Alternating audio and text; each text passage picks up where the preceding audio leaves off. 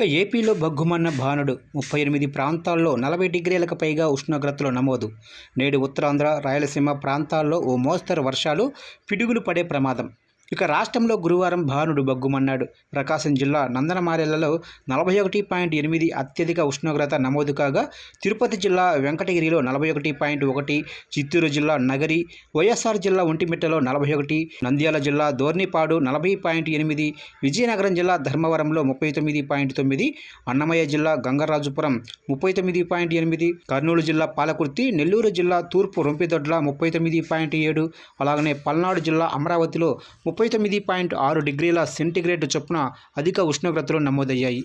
38 ప్రాంతాల్లో 40 డిగ్రీలకు పైగా ఉష్ణోగ్రతలు రికార్డైనట్లు విపత్తుల నిర్వహణ సంస్థ తెలిపింది. ఇక శుక్రవారం పార్వతీపురం మన్యం జిల్లా 2, అల్లూరి 1, ఏలూరు 1, కృష్ణా 6, ఎన్టీఆర్ 4, గుంటూరు జిల్లా 2, బాపట్ల 3, పల్నాడు 2 మండలాల్లో వడగాల్పులు వీచే అవకాశం ఉందని, శనివారం 10 మండలాల్లో తీవ్ర, 69 మండలాల్లో వడగాల్పులు వీచేందుకు అవకాశం ఉన్నట్లు విపత్తుల నిర్వహణ సంస్థ పేర్కొంది. ఇక ఆ జిల్లాలకు వరుస సూచన చెప్తున్నారు.